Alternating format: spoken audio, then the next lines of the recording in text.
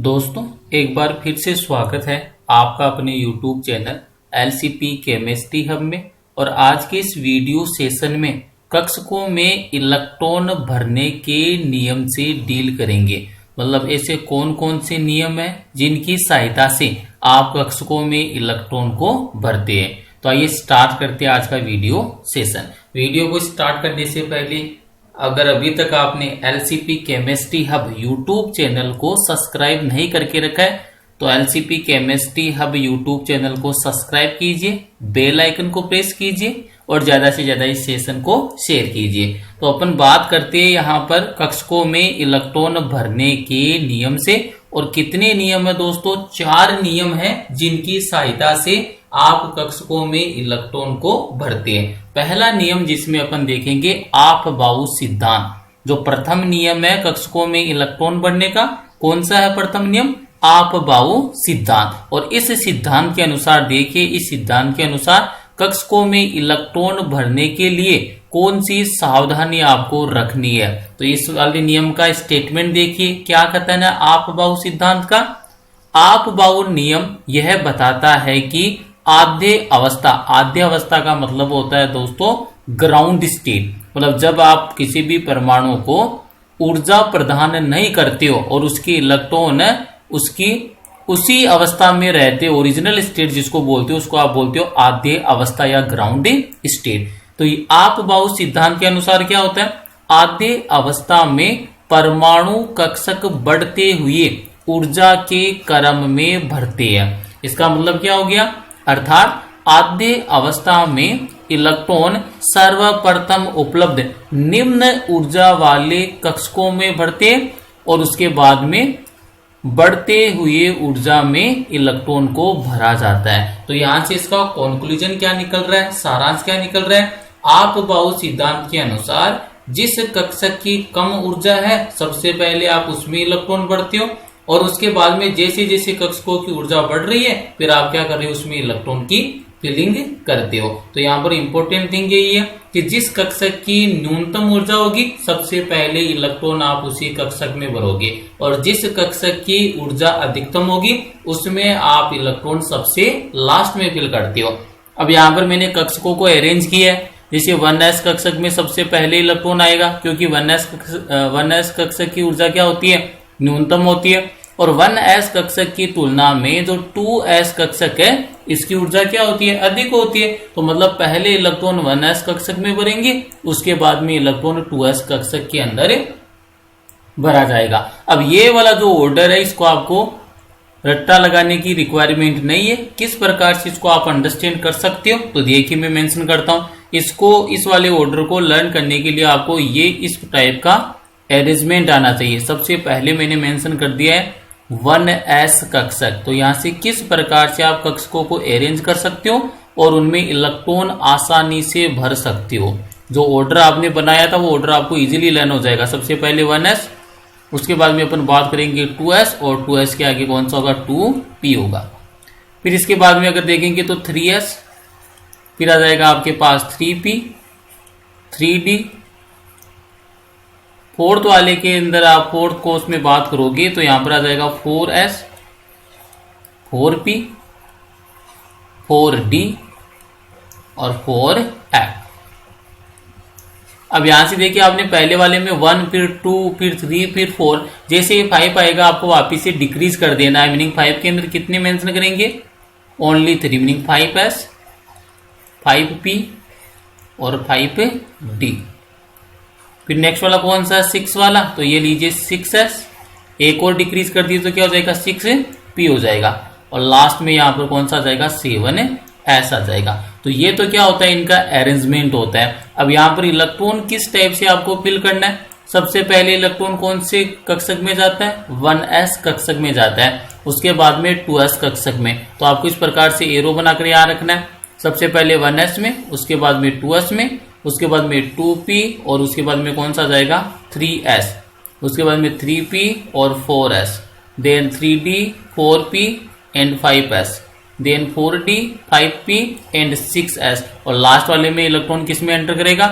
4f, 5d, 6p then 7s। तो ये क्या हो गया, ऑर्डर हो गया है, किसका ऑर्डर हो गया, ये कक्षकों की ऊर्जा का क्रम हो गया है। तो यहाँ पर आपको हिंट क्या ध्यान रखना है, सबसे पहले इलेक्ट्रॉन कौन से कक्षक में जाएगा, न्यूनतम ऊर्जा वाले कक्षक में इलेक्ट्रॉन बढ़ते, और न्यूनतम ऊर्जा का कक्षक कौन सा होता है, 1s होता है। उसके बाद में 2s, फिर 2p, फिर 3s, फिर 3p, then 4s, 3d, 4p, 5s, 4d, 5p, 6s, 4f, 5d, 6p and 7s। तो ये वाला जो आपकी इस टाइप से ऊर्जा का जो ऑर्डर है या ऊर्जा का क्रम है कक्षकों का, उसी के अनुसार यहाँ पर क्या किया है, मेंशन किया है। नेक्स्ट वाला नियम देखेंगे तो हो गया प्रथम नियम, नियम नंबर 2, जिसकी आप सहायता लेते हो कक्षकों में इलेक्ट्रॉन भरते समय।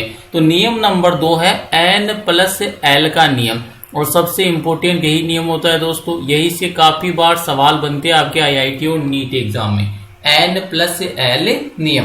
तो यहाँ पर अब आपको पता है कि n का मतलब क्या है, मुख्य क्वांटम संख्या, और l का मतलब क्या होता है, द्विगुणसी क्वांटम संख्या। तो यहाँ पर मुख्य क्वांटम संख्या और द्विगुणसी क्वांटम संख्या का क्या रोल है कक्षकों की ऊर्जा का निर्धारण करने में। तो यहाँ पर देखिए सबसे पहला स्टेटमेंट देखेंगे अपन n+l नियम में। तो n+l नियम के लिए प्रथम कथन देखिए, उदासीन पृथक परमाणु में एक कक्षक के लिए n+l का मान जितना कम होगा उसकी ऊर्जा कम होती है। कंक्लूजन क्या आ रहा है, यहां से सारांश क्या आ रहा है कि किसी भी कक्षक के लिए n+l का मान जितना कम होगा उस वाले कक्षक की ऊर्जा उतनी ही क्या होगी, कम होगी।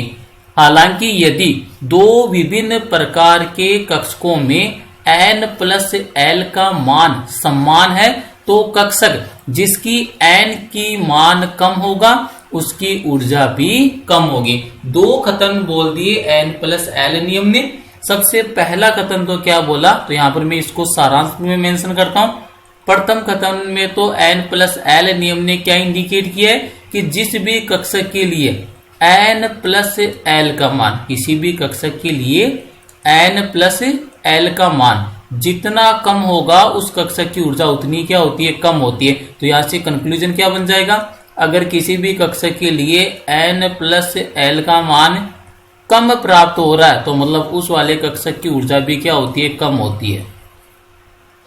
उस वाले कक्षक की ऊर्जा क्या होगी, कम होगी, ऊर्जा क्या होगी, कम होगी। दूसरा वाला जो कंक्लूजन क्या निकल कर आता है कि अगर मान लीजिए आपके पास दो कक्षक है और दोनों कक्षकों के लिए n+l का मान क्या होता है, एक समान प्राप्त हो जाता है, तो वहां पर समस्या आ जाएगी कि कौन से कक्षक में आप इलेक्ट्रॉन को भरोगे पहले। तो यहाँ पर दूसरे वाले कथन के अनुसार क्या होगा, यदि मान लीजिए n+l का मान, यदि n+l का मान दो कक्षकों के लिए समान हो, n+l का मान दो कक्षकों के लिए समान हो, मतलब आपको दो कक्षक दिए और दोनों ही कक्षकों में n+l का मान क्या है, समान है। तो का मान दो कक्षकों के लिए समान हो, दो कक्षकों के लिए समान हो। तो इस वाली कंडीशन में आपको क्या करना है, तो आपको डायरेक्ट डील करना है फिर किससे, n के मान से। ऐसे वाली अगर केस आता है तो वहां पर n का मान से डील करेंगे, मतलब n का मान जितना कम होगा, n का मान कम होगा तो उस वाले कक्षक की ऊर्जा भी क्या होगी, कम होगी। तो जितना n का मान कम होगा उसी कक्षक के लिए ऊर्जा भी क्या होगी, कम होगी। तो उसी कक्षक की ऊर्जा को E से प्रदर्शित कर दिया, ऊर्जा क्या होती है, उतनी ही कम होती है। अब दोनों स्टेटमेंट को अपन अप्लाई करके देखेंगे। कॉन्सेप्ट हो गया, अब कॉन्सेप्ट को किस प्रकार से आप अप्लाई करते हो इसको अंडरस्टैंड करते हैं। तो एक उदाहरण लेता हूं मैं सबसे पहले, ये लीजिए। सबसे पहला उदाहरण आपको ये बोल दिया कि एक तो आपके पास कक्षक कौन सा बोल दिया, 3p कक्षक बोल दिया। कौन सा कक्षक बोल दिया, एक तो आपके पास 3p कक्षक, और एक कक्षक आपको ये बोल दिया 5s कक्षक, और आपसे ये बोल दिया कि इन दोनों में से, मतलब जो 3p कक्षक है और दूसरा वाला कौन सा हो गया 5s कक्षक, इन दोनों में से कौन से कक्षक की ऊर्जा न्यूनतम है और पहले इलेक्ट्रॉन है वो कौन से कक्षक में प्रवेश करेगा। आप बाहु सिद्धांत के अनुसार अपन को पता है कि जिस कक्षक के लिए ऊर्जा न्यूनतम होती है सर्वप्रथम इलेक्ट्रॉन उसी में क्या करता है, प्रवेश करता है। और सेकंड वाला जो नियम था n प्लस एल नियम, उसके अनुसार अपन इसको सोल्व करेंगे। तो देखिए किस टाइप से सोल्व होगा। सबसे पहले आप यहां पर पता कर लीजिए n की वैल्यू, उसके बाद में अपन पता करेंगे l की वैल्यू, और फिर अपन नियम कौन सा लगा देंगे, n प्लस एल का नियम यहां पर अप्लाई कर देंगे। तो यहां पर जैसे आप डील करते हो, n का मतलब क्या होता है, मुख्य क्वांटम संख्या। और मुख्य क्वांटम संख्या को कैसे पहचानते हो, कक्षक में जो भी न्यूमेरिकल वैल्यू है वही क्या होती है, n की वैल्यू होती है, मतलब मुख्य क्वांटम संख्या का मान होता है। 3p के अंदर अगर आप देखोगे तो 3p में न्यूमेरिकल वैल्यू कितनी है, आंशिक मान कितना है 3, तो मतलब इसके लिए तो कितना हो गया, 3 हो गया 3p कक्षक के लिए n की वैल्यू।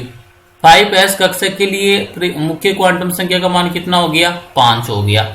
दूसरा देखेंगे अपन किसकी बात करेंगे, l का मान। तो यहाँ पर l से अगर आप डील करोगे तो देखो l, और मैंने आपको पहले वाले लेक्चर के अंदर, प्रीवियस लेक्चर में अपन ने डिस्कस किया था क्वांटम संख्या।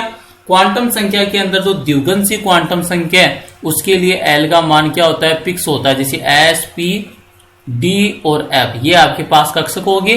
और अगर आप बात करोगे इनके लिए l का मान, तो s के लिए 0 होता है, p के लिए 1 होता है, d के लिए 2 होता है और f के लिए कितना होता है, 3 होता है। ये अपन प्रीवियस जो वीडियो है उसके अंदर डिस्कस कर चुके हैं। तो यहाँ पर l का मान 3p, तो p कक्षक के लिए l का मान कितना होता है, 1, तो यहाँ पर l का मान कितना हो जाएगा, 3p के लिए 1।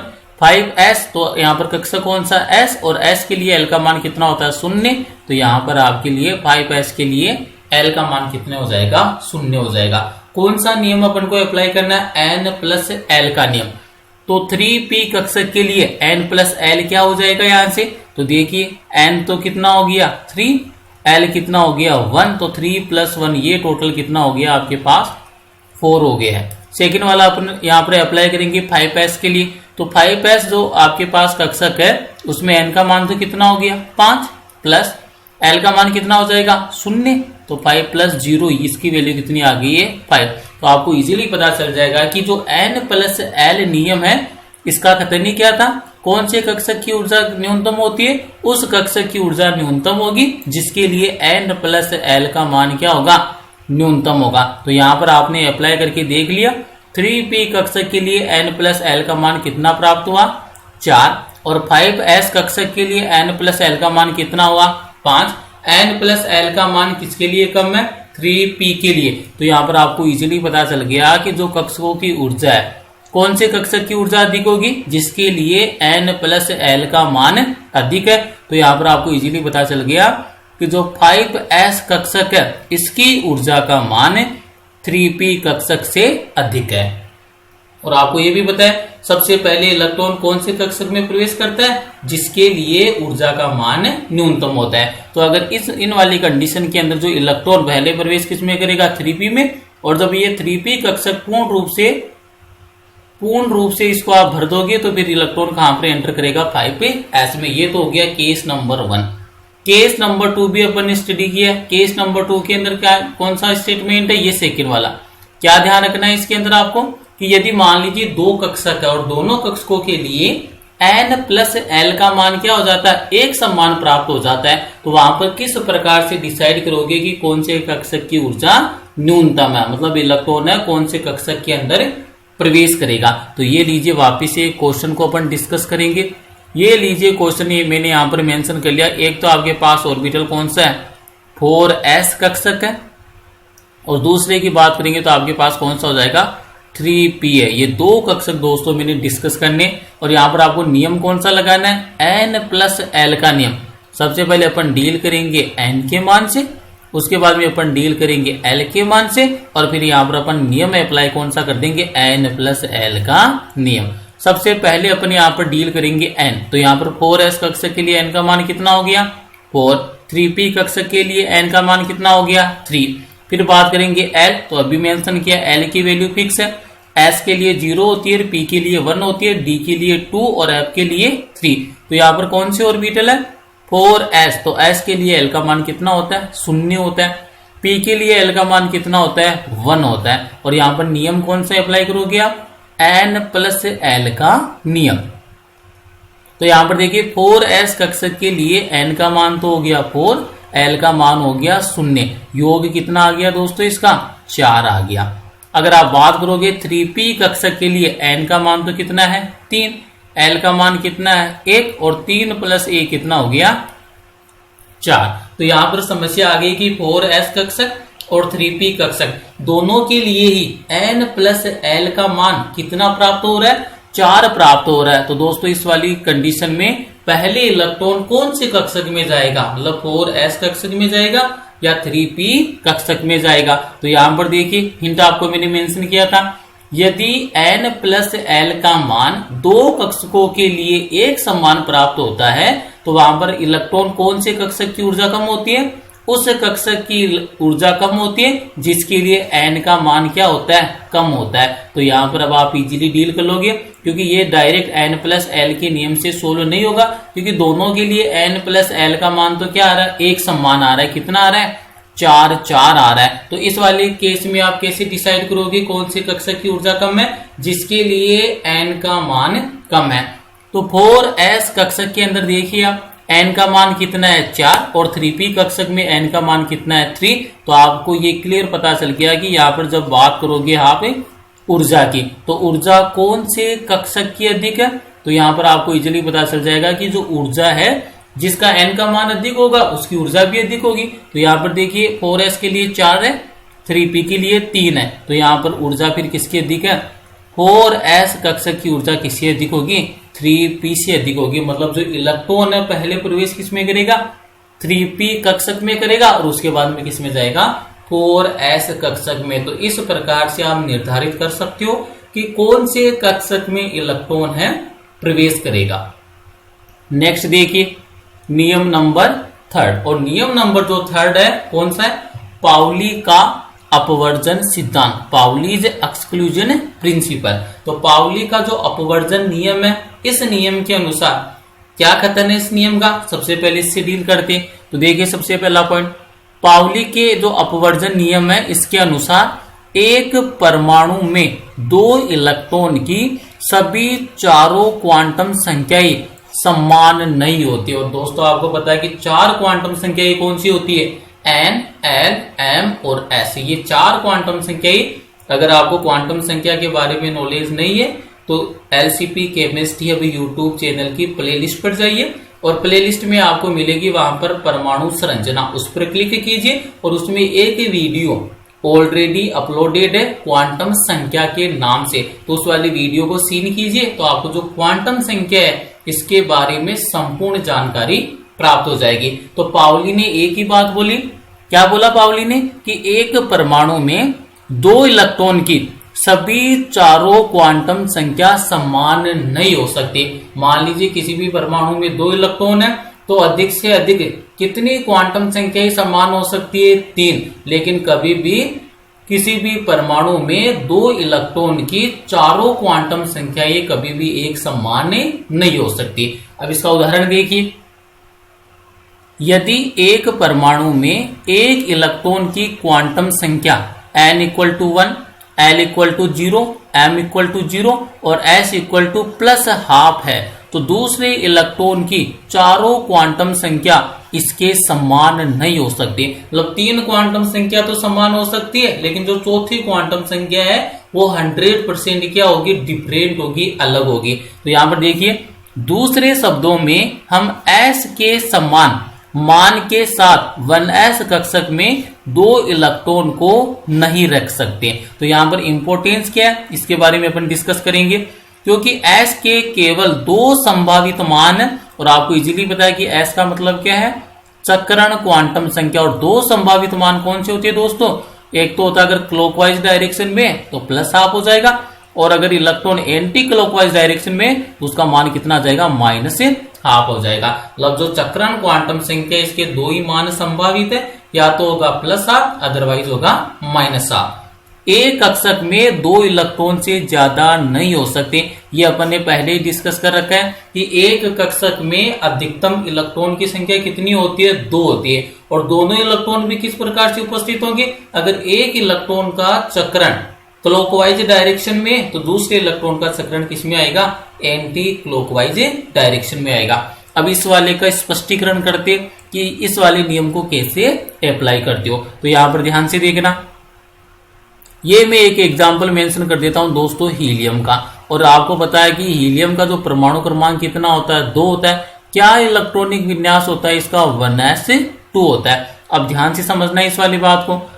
हीलियम का जो इलेक्ट्रॉनिक विन्यास कितना आया, 1s2। और आपको ये भी पता है कि यहाँ पर कक्षक कौन सा है, 1s है, और s के अंदर कक्षक का नंबर कितना होता है, 1 ही होता है दोस्तों। तो यहाँ पर मैंने मेंशन कर दिया है ये वाला 1s कक्षक। और अभी आपने ये बोला है कि यहाँ पर एक कक्षक में अधिकतम कितने इलेक्ट्रॉन आ सकते हैं, 2 इलेक्ट्रॉन। और 1s कक्षक में भी कितने इलेक्ट्रॉन फिल करने हैं, 2 इलेक्ट्रॉन। अगर पहले इलेक्ट्रॉन का चक्रण क्लॉकवाइज डायरेक्शन में, तो दूसरे वाले इलेक्ट्रॉन के लिए चक्रण कैसा प्राप्त होगा, दूसरे इलेक्ट्रॉन के लिए चक्रण होगा आपका एंटी क्लॉकवाइज डायरेक्शन में। तो ये लीजिए मैंने दूसरे इलेक्ट्रॉन के लिए चक्रण प्रदर्शित कर दिया। अब यहां पर इन दोनों इलेक्ट्रॉन के लिए मैं आपको चारों क्वांटम संख्या के मान वो लिखकर बताता हूं।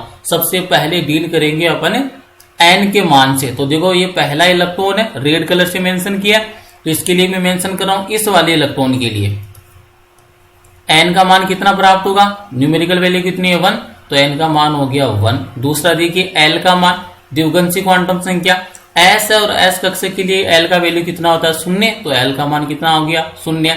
तीसरी क्वांटम संख्या चुंबकीय क्वांटम संख्या, इसका मान कहां से लेकर कहां तक होता है, तो ये आपको पहले से पता है, -l से लेकर +l तक होता है। और इसमें क्या शामिल रहता है, 0 भी शामिल रहता है, मतलब इंक्लूडिंग 0।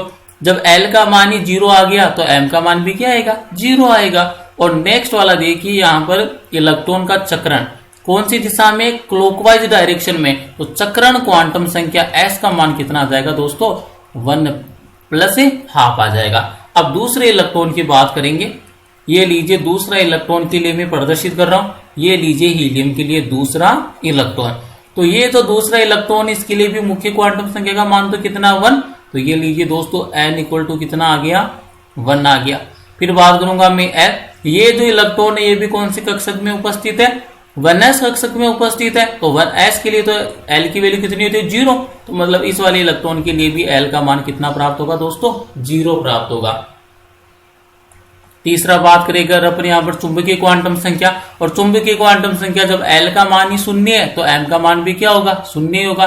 तो m का मान भी कितना हो गया, 0। क्या देख रहे हो आप कि हीलियम के दोनों इलेक्ट्रॉन के लिए 3 क्वांटम संख्या का मान तो क्या प्राप्त हुआ, एक समान। और जो पाउली ने क्या बोला था कि किसी भी परमाणु में 2 इलेक्ट्रॉन के लिए चारों क्वांटम संख्या का मान कभी भी एक समान नहीं हो सकता। मतलब अधिकतम कितनी क्वांटम संख्या समान हो सकती है, 3 ही क्वांटम संख्या क्या हो सकती है, समान हो सकती है। अब बात करोगे आप यहाँ पर चक्रण क्वांटम संख्या s का मान, तो यहाँ पर देखिए पहले वाला इलेक्ट्रॉन है क्लॉकवाइज डायरेक्शन में, और ये वाला इलेक्ट्रॉन कौन से डायरेक्शन में, एंटी क्लॉकवाइज डायरेक्शन में। तो यहाँ पर s का मान कितना आएगा दोस्तों, -1/2 आएगा। तो यहाँ पर आपको अब इजीली पता चल गया, स्पष्टीकरण हो गया कि किसी भी परमाणु में 2 इलेक्ट्रॉन के लिए चारों क्वांटम संख्याओं का मान एक समान नहीं हो सकता। और इसी को आप क्या बोलते हो, पाउली का अपवर्जन सिद्धांत बोलते हो। एक और उदाहरण लेता हूं मैं, जिससे आपको और क्लियर हो जाएगा, कॉन्सेप्ट बिल्कुल क्लियर हो जाएंगे। ये लीजिए दोस्तों मैंने बोरोन का एग्जाम्पल ले लिया है, और बोरोन का परमाणु क्रमांक कितना होता है, 5 होता है। इलेक्ट्रॉनिक विन्यास की बात करोगे तो 1s2, 2s2 और 2p1। कौन सा हो गया, 1s2, 2s2 और 2p1 हो जाएगा। ये लीजिए दोस्तों हो गया यहाँ पर 2p1 हो गया इलेक्ट्रॉनिक विन्यास। अब यहाँ पर देखिए इसके मैं कक्षक बना देता हूं, तो आपको कक्षक बनाने आने चाहिए। अगर कक्षक नहीं बनाने आते तो यहाँ पर देख लीजिए s में कितना कक्षक होता है, 1। तो ये लीजिए मैंने कौन सा बना दिया, 1s बना दिया। फिर कौन सा, 2s, s है तो s के अंदर वापिस से कक्षक का नंबर कितना आता है, 1। तो ये लीजिए मैंने सेकंड वाला कौन सा बना दिया, 2s बना दिया। फिर कौन सा है, 2p, और p में कक्षक का नंबर कितना आता है, 3, px, py और pz। तो ये लीजिए मैंने कक्षक कौन सा बना दिया है, तीसरा वाला। मेंशन कर देंगे यहाँ पर ये 1s है, ये 2s है, और ये कौन सा है, 2p है। अब देखेंगे यहाँ पर ध्यान से, अगर आप बात करते हो 1s में कितने इलेक्ट्रॉन है, 2। एक कक्षक में अधिकतम इलेक्ट्रॉन 2 ही आ सकते हैं, और यहाँ पर अगर 2 इलेक्ट्रॉन आएंगे तो दोनों का स्पिन क्या होगा, जस्ट ऑपोजिट होगा। 2s के लिए बात करेंगे, 2s2, तो यहाँ पर 2s में कितने इलेक्ट्रॉन है, 2। तो पहला वाला इलेक्ट्रॉन अगर क्लॉकवाइज में, तो दूसरा वाला इलेक्ट्रॉन किस में आएगा, एंटी क्लॉकवाइज डायरेक्शन में। और पी के अंदर एक इलेक्ट्रॉन है, तो यहाँ पर मैंने पी के लिए मेंशन कर दिया है ये वाला इलेक्ट्रॉन। पी वाले इलेक्ट्रॉन को मैं अलग कलर से मेंशन कर देता हूं, क्योंकि अपन इसका क्या करेंगे, कंपैरिजन करेंगे पी वाले इलेक्ट्रॉन का एस वाले इलेक्ट्रॉन के साथ। तो यहाँ पर ये मैंने मेंशन कर दिया। और यहाँ पर आपको ये भी पता होना चाहिए, सबसे पहले इलेक्ट्रॉन आपने 1s में क्यों फिल किए, क्योंकि इसकी ऊर्जा का मान क्या होता है, कम। फिर इससे ज्यादा ऊर्जा किसकी है, 2s से, और 2s से अधिक ऊर्जा किसकी है, 2p से। और अभी आपने ये सीखा है कि सबसे पहले इलेक्ट्रॉन कौन से कक्षक में भरी जाती है, जिस कक्षक की ऊर्जा क्या होती है, न्यूनतम होती है। अब अगर मान लीजिए आपको यहाँ पर कंपेरिजन करवा दिए 2s इलेक्ट्रॉन और 2p इलेक्ट्रॉन का, तो ध्यान से देखना, यहाँ पर अपन बात करेंगे 2s electron and 2p electron की। तो ये लीजिए दोस्तों, मैं मेंशन कर देता हूं, इस वाले इलेक्ट्रॉन को कंसीडर कर रहा हूं मैं किसमें, 2p में से। तो ये लीजिए, मैं यहाँ पर मैं कंपैरिजन कर रहा हूं, एक तो 2s का इलेक्ट्रॉन है, और 2s का भी कौन सा इलेक्ट्रॉन है, फर्स्ट वाला भी नहीं, इस वाले इलेक्ट्रॉन की बात कर रहा हूं जिसका डायरेक्शन कैसा है, क्लॉकवाइज डायरेक्शन है। तो इसके लिए देखिए, अगर मैं बात करूं n की मान, तो n का मान कितना हो जाएगा, 2s की बात कर रही हो तो n का मान कितना हो गया, 2। फिर बात करूंगा मैं l का मान, तो s के लिए देखो l का मान कितना होता है, 0। तो यहाँ पर l का मान क्या हो जाएगा, 0। फिर बात करूंगा मैं m का मान, और m का मान आपको पता है कि जब भी l का मान 0 हो जाता है तो दोस्तों m का मान भी कितना होगा, 0 होगा। और लास्ट वाली क्वांटम संख्या कौन सी है, चक्रण क्वांटम संख्या, जिसको प्रदर्शित करते हो आप s से। और ये कौन सी डायरेक्शन में, क्लॉकवाइज डायरेक्शन में, तो मतलब मान कितना आ जाएगा, प्लस से हाफ आ जाएगा। पहला इलेक्ट्रॉन ये हो गया। दूसरा इलेक्ट्रॉन में किसकी बात करूंगा, 2p इलेक्ट्रॉन की बात करूंगा। तो ये लीजिए 2p वाला मेंशन करता हूं।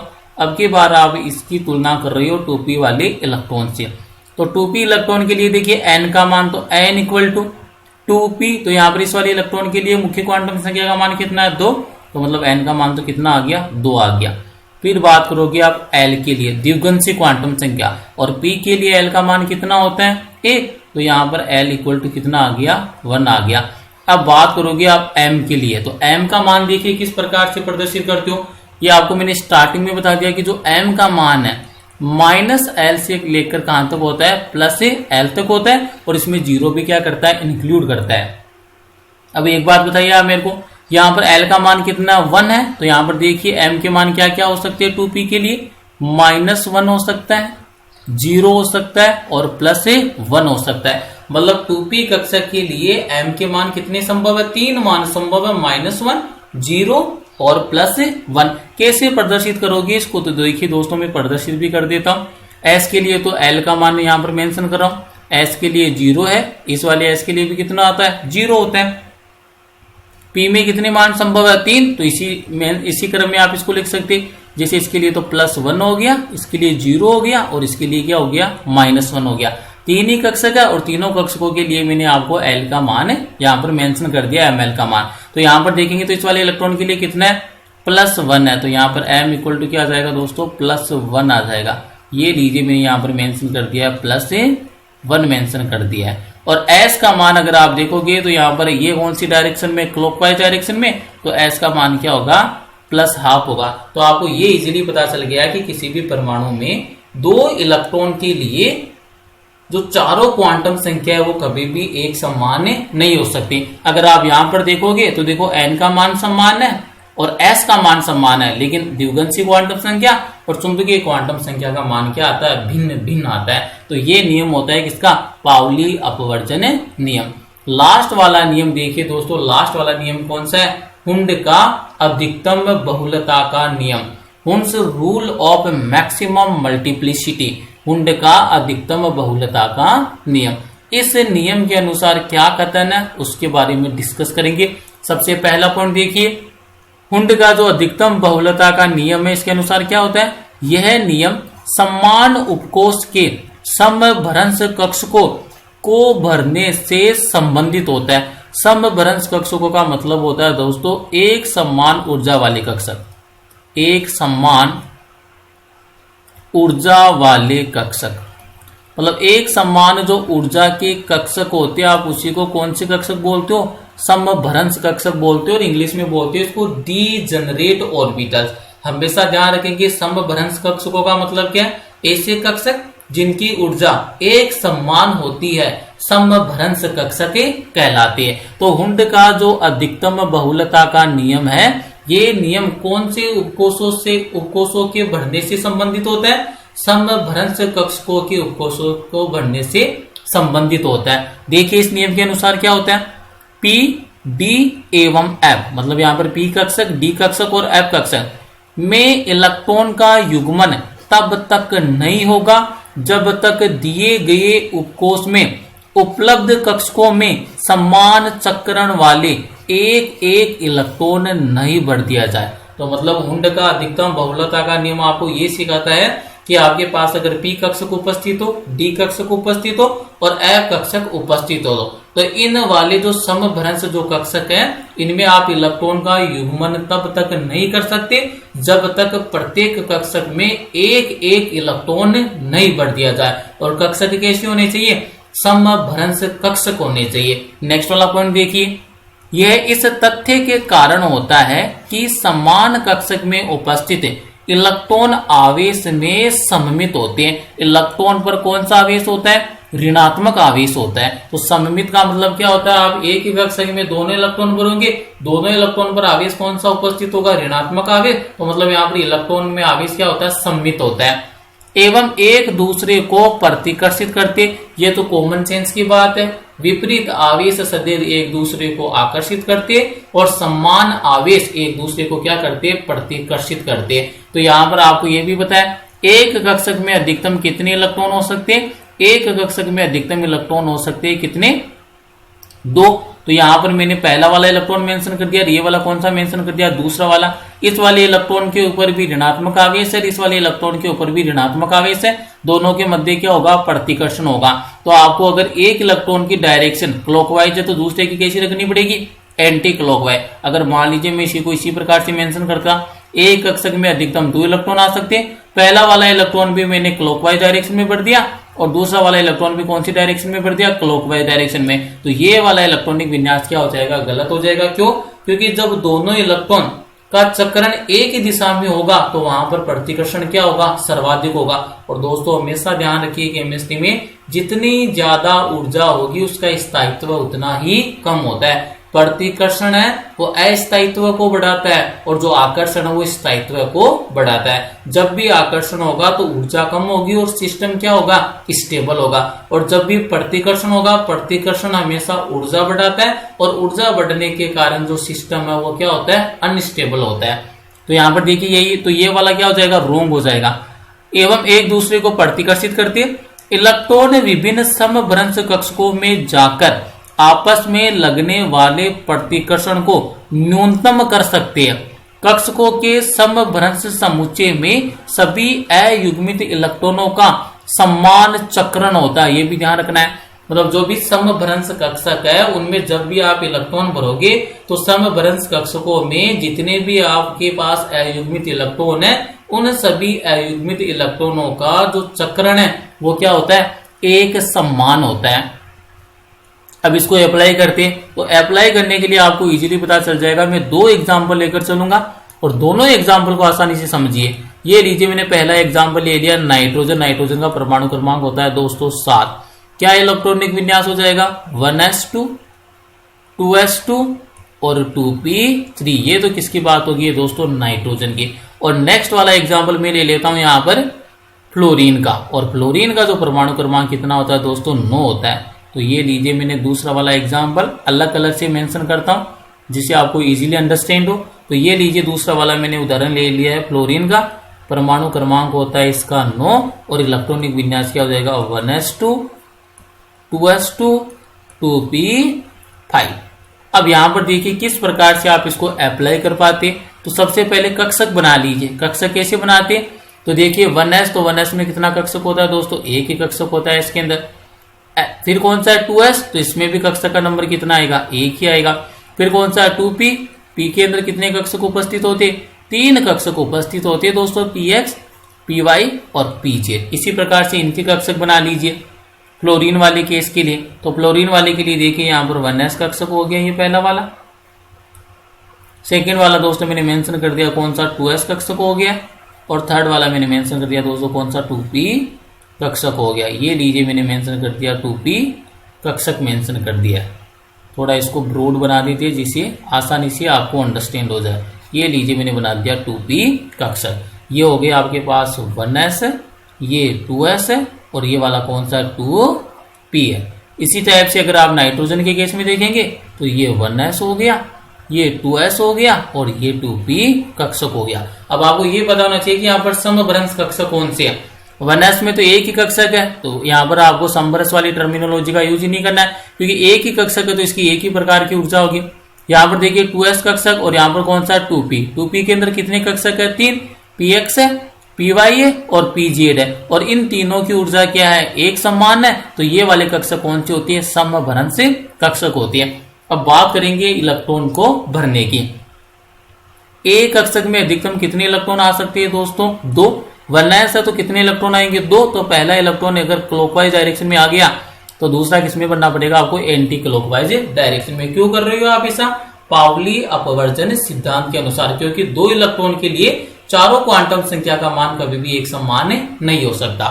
दूसरा देखिए 2s के लिए, ये पहला वाला इलेक्ट्रॉन, ये वाला कौन सा आ गया, सेकेंड वाला इलेक्ट्रॉन। अब यहाँ पर मुद्दा किसका है, 2p का है। तो 2p के अंदर कितने इलेक्ट्रॉन है, 3। और आपको ये भी पता है कि जो p के जो तीनों कक्षक है, मतलब जो 2p उपकोष के जो तीनों कक्षक कौन से, px, py और pz, इन तीनों की ऊर्जा क्या है, एक समान है। तो यहाँ पर अपन नियम लगाएंगे, कौन सा नियम आप मेंशन करोगे, हुंड की अधिकतम बहुलता का नियम। और इस नियम के अनुसार क्या करते हो आप, इलेक्ट्रॉन का युग्मन तब तक नहीं करवाते हो जब तक समभ्रंश कक्षकों में अयुग्मित इलेक्ट्रॉन नहीं बढ़ दिया जाए। तीनों के तीनों जो कक्षक है, pk, px, py और pz, कौन से कक्षक है, समभ्रंश कक्षक है। तो यहाँ पर आप इलेक्ट्रॉन का युग्मन नहीं करा सकते, कब तक, जब तक समभ्रंश कक्षकों के प्रत्येक कक्षक में एक एक इलेक्ट्रॉन नहीं बढ़ दिया जाए। तो यहाँ पर आप इसका इलेक्ट्रॉनिक विन्यास इस प्रकार से नहीं कर सकते, 3 इलेक्ट्रॉन बनने तो पहला इलेक्ट्रॉन, ये दूसरा इलेक्ट्रॉन और ये तीसरा इलेक्ट्रॉन। ये इलेक्ट्रॉनिक विन्यास क्या हो जाएगा, गलत हो जाएगा। क्यों, क्योंकि यहाँ पर जो तीनों कक्षक है पी के समभ्रंश कक्षक है और आपने पहले क्या करवा दिया, युग्मन करवा दिया। ये सही नहीं है। युग्मन आप कब करवाना है, जब समभ्रंश कक्षक के प्रत्येक कक्षक में एक एक इलेक्ट्रॉन भर दिया जाता है, उसी के बाद में क्या होता है, युग्मन स्टार्ट होता है। लेकिन यहाँ पर आपने क्या करवा दिया, पहले युग्मन करवा दिया, तो ये गलत है। गलत हो तो फिर इसका राइट क्या होगा, समभ्रंश कक्षक है तो पहले प्रत्येक कक्षक में एक एक इलेक्ट्रॉन भरिए, और जो भी एक एक इलेक्ट्रॉन भरोगे इनका चक्रण भी क्या होना चाहिए, एक समान होना चाहिए। अगर मान लीजिए आपने पहला इलेक्ट्रॉन क्लॉकवाइज डायरेक्शन में भरा है तो दूसरा वाला भी किसमें आएगा, क्लॉकवाइज में, तीसरा वाला भी किसमें आएगा, क्लॉकवाइज में। ऐसा नहीं करना है कि पहले वाले कक्षक में तो क्लॉकवाइज डायरेक्शन में भर दिया और दूसरे वाले में किसमें भर दिया, एंटी क्लॉकवाइज डायरेक्शन में। गलत हो जाएगा, हुंड के नियम की पालना नहीं होगी फिर यहाँ पर। अब यहाँ पर देखिए ये तो हो गया 2p3 का केस, एक एक इलेक्ट्रॉन आपने भर दिया, चौथा इलेक्ट्रॉन है ही नहीं तो आपको फिल ही नहीं करना है। लेकिन जैसे आप बात करोगे किसकी, फ्लोरीन की, अब अच्छे से समझना। 1s में कितने इलेक्ट्रॉन है, 2, तो एक क्लॉकवाइज में आएगा तो दूसरा एंटी क्लॉकवाइज में। 2s में भी कितना इलेक्ट्रॉन है, 2, तो पहले मैंने एक इलेक्ट्रॉन भर दिया, दूसरा इलेक्ट्रॉन भी इसी कक्षक में बढ़ना, तो ये क्लॉकवाइज डायरेक्शन में, तो ये किसमें आ गया, एंटी क्लॉकवाइज डायरेक्शन में। अब देखिए यहाँ पर p के अंदर कितने इलेक्ट्रॉन उपस्थित है, 5। किस प्रकार से भरोगे, सबसे पहले जो 2p है उसमें 3 कक्षक उपस्थित है, px, py और pz। तो यहाँ पर आपको क्या करना पड़ेगा, सबसे पहले तो एक एक इलेक्ट्रॉन है अयुग्मित इलेक्ट्रॉन बनना पड़ेगा। क्यों, क्योंकि ये कौन से कक्षक है, समभ्रंश कक्षक है। तो दोस्तों देखिए यहाँ पर किस प्रकार से इलेक्ट्रॉनिक विन्यास होगा, ये पहला इलेक्ट्रॉन, ये दूसरा इलेक्ट्रॉन और ये तीसरा इलेक्ट्रॉन, और जो भी मैंने अयुग्मित इलेक्ट्रॉन भरे, इन अयुग्मित इलेक्ट्रॉन के चक्रण का मान क्या है, एक समान है दोस्तों। अब कितने इलेक्ट्रॉन और बनने हैं मेरे को, 2 इलेक्ट्रॉन। तो अब क्या होगा, अब युग्मन होगा, क्योंकि समभ्रंश कक्षकों में आपने एक एक इलेक्ट्रॉन भर दिया है। अब उसके बाद में क्या संभव है, युग्मन संभव है। युग्मन कैसे करना है, आपको अगर एक इलेक्ट्रॉन का स्पिन चक्रण कैसा क्लॉकवाइज, तो जो दूसरा वाला इलेक्ट्रॉन आएगा दोस्तों इसका चक्रण कैसा लेना पड़ेगा, एंटी क्लॉकवाइज लेना पड़ेगा। ऐसा क्यों कर रही हो, क्योंकि जब दोनों इलेक्ट्रॉन पर कौन सा आवेश उपस्थित है, एक समान आवेश उपस्थित है, तो जब इनका चक्रण है वो एक दूसरे के विपरीत होगा, तो यहाँ पर जो लगने वाला अंतराण्विक जो अंतर इलेक्ट्रॉनिक प्रतिकर्षण क्या हो जाएगा, कम हो जाएगा, और सिस्टम क्या करेगा, स्टेबिलिटी को गेन करेगा। इसी टाइप से जो 5वां इलेक्ट्रॉन यहां पर भरोगे और इसका भी डायरेक्शन कैसा आएगा, एंटी क्लॉकवाइज डायरेक्शन में आएगा, क्योंकि यहाँ पर जो अंतर इलेक्ट्रॉनिक प्रतिकर्षण है वो क्या हो जाएगा, कम हो जाएगा। तो ये किसका इलेक्ट्रॉनिक विन्यास हो जाएगा, आपके फ्लोरीन का हो जाएगा। तो आज की इस वीडियो सेशन में अपन ने कक्षक में इलेक्ट्रॉन भरने के कौन कौन से नियम है उनका अध्ययन किया है, और साथ में इसकी कुछ क्वेश्चन है आपको असाइनमेंट के रूप में मिल जाएंगे। अगर वीडियो में कुछ सीखने को मिला है तो वीडियो को लाइक कीजिए, कमेंट कीजिए, चैनल को सब्सक्राइब कीजिए और ज्यादा से ज्यादा शेयर कीजिए। Thank you.